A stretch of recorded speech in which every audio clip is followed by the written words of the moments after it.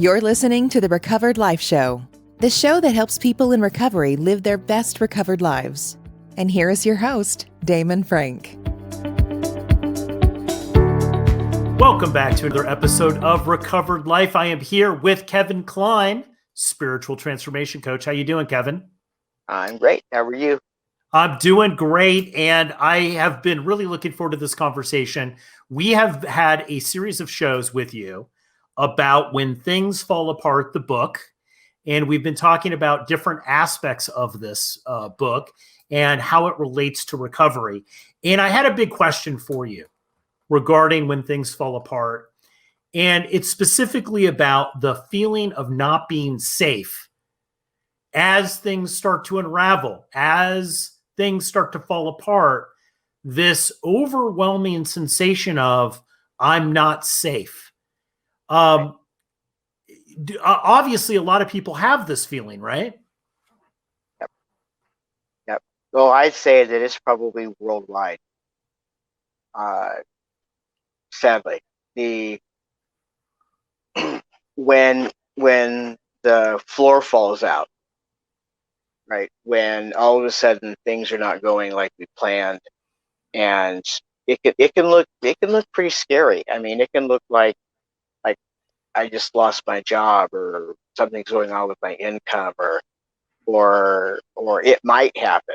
Even it just might happen. You know, we can go into fear over might, and that I've got to do something.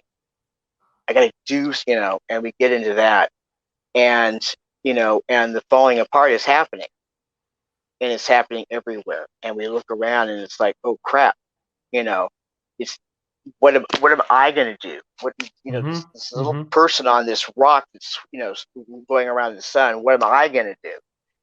And part of it does go back to when I talked about owning and taking responsibility. And as counterintuitive as that may sound, it's like the only way that I can be free is if I own all of my stuff. And I can take it into meditation. I can do my prayer work. I can talk to people. I can write. Writing is a great tool. People that I work with, it's like take out a big pad of paper, and make the pen hit the paper, even if you're holding it like this, it's like, and just, this feeling, this feeling of fight or flight, which is a lot of people have when they come into early recovery, right. It's revisited a lot of the times. It's that same feeling. It's like, I either have to fight the situation.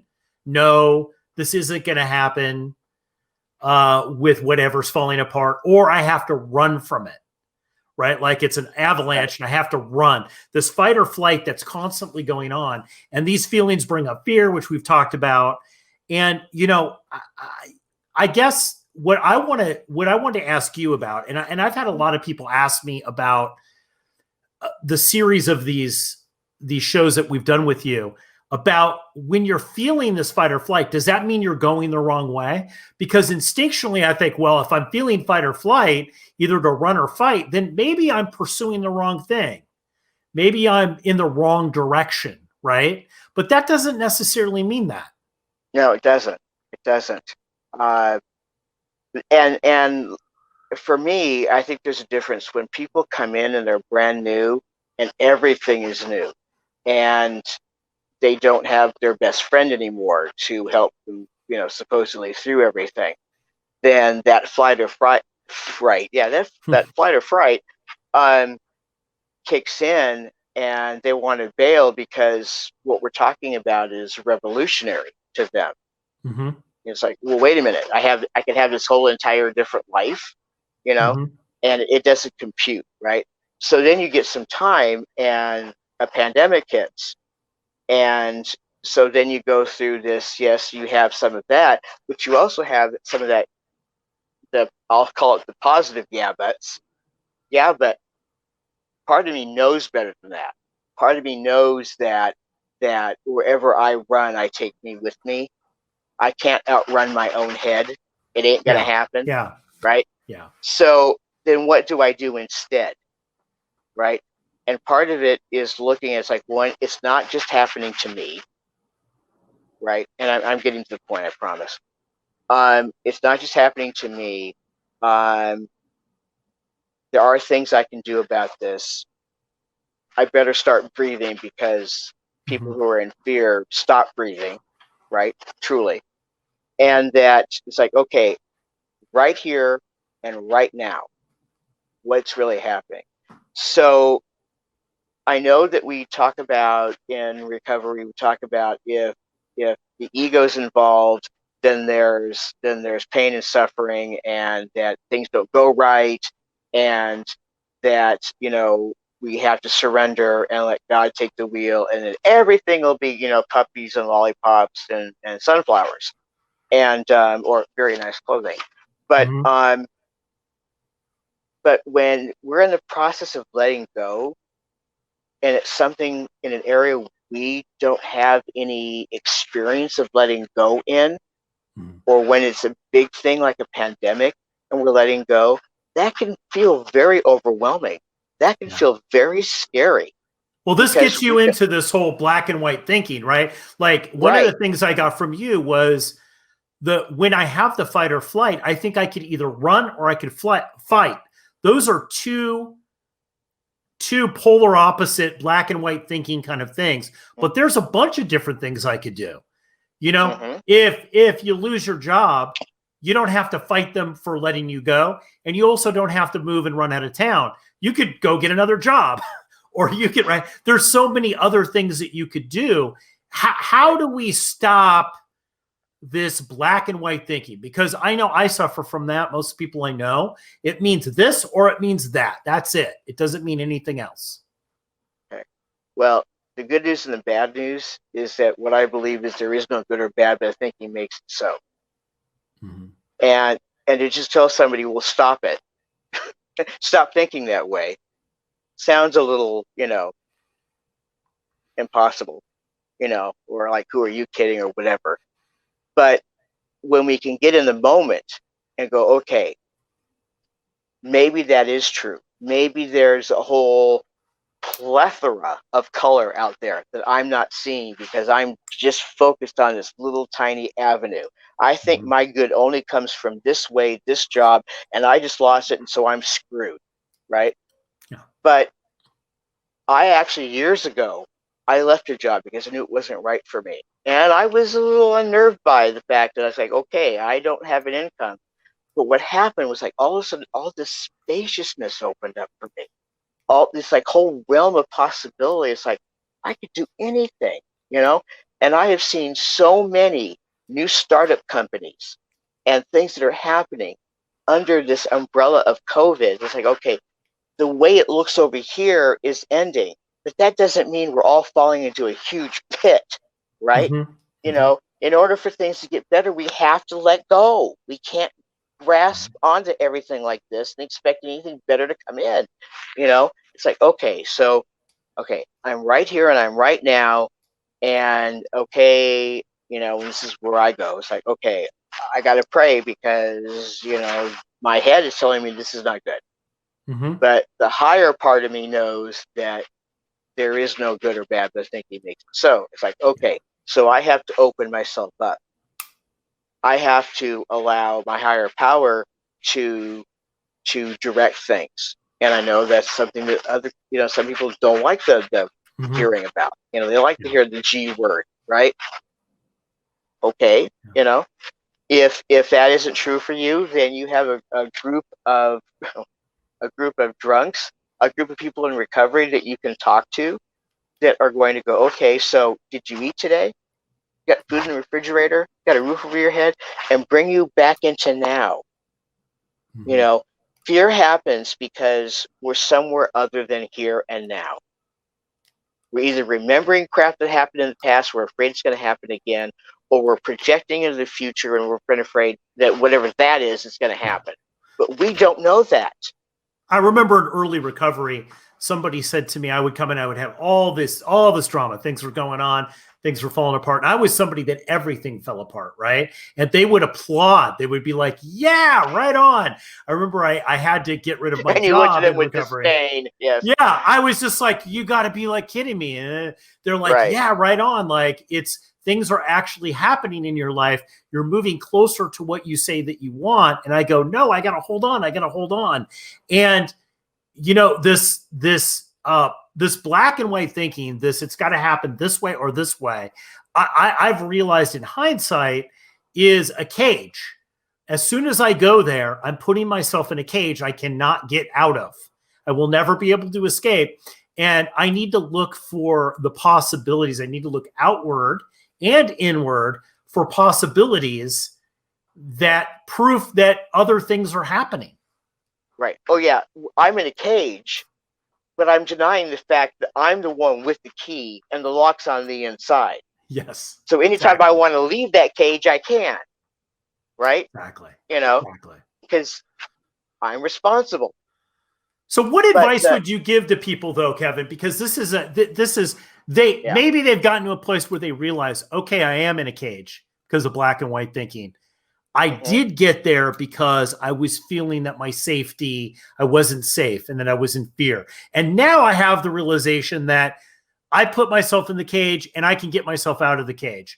What are the steps? What do you do? What's that step that you take to move out of the cage?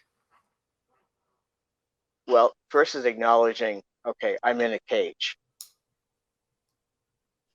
I mean, you know, because we could put ourselves in there and still deny that that's happening, right?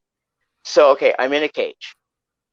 I look around. Okay, I've got some food there. There's water.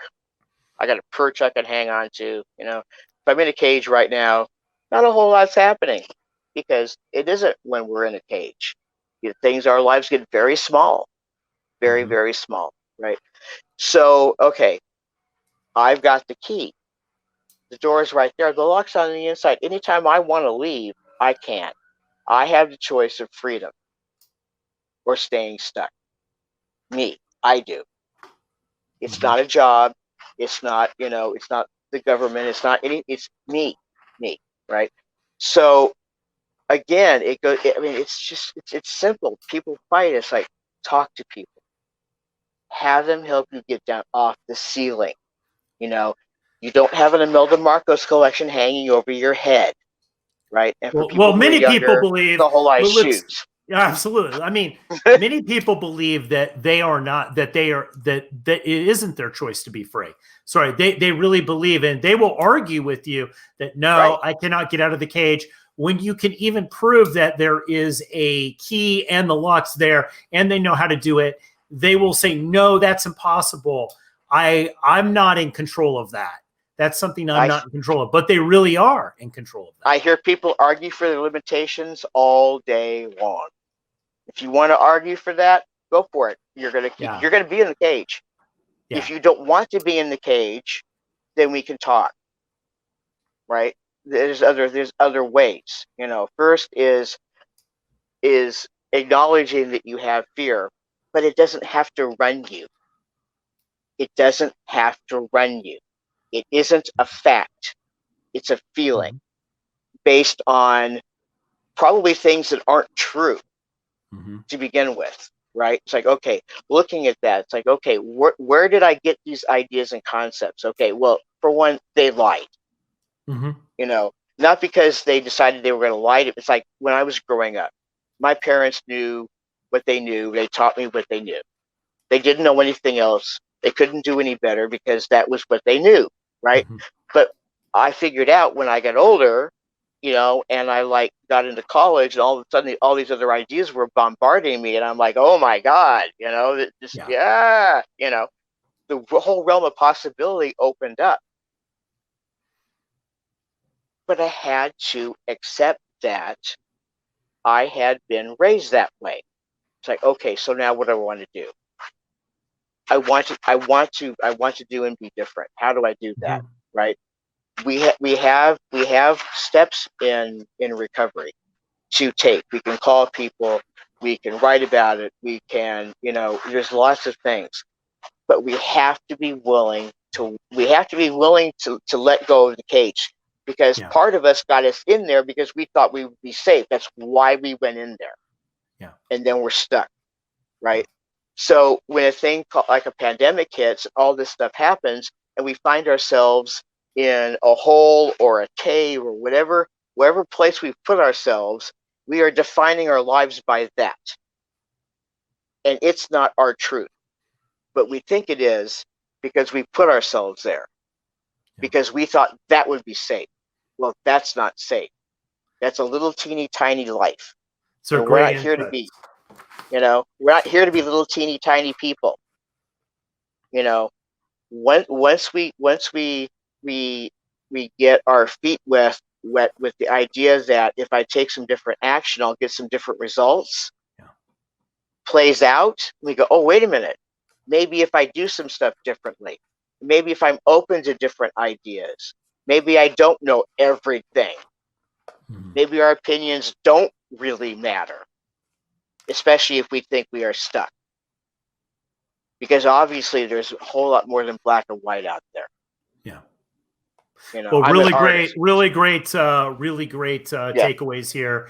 And, this whole black and white thinking and, just really what I hear from you is just identifying the fact that you are the person who can let yourself out of the cage that you put yourself in is a huge thing, and accepting that. And, I want to keep this conversation going. So on recoveredlife.us, if you're not a member, join. It's totally free, and you can go on, and we're going to keep the conversation going. And you can also contact Kevin there. Thanks so much, Kevin. Thanks. Good to talk to you. Keep the conversation going. Join Recovered Life, a community of like-minded people who are looking to live their best recovered lives. Membership is free, and you can apply at recoveredlife.us.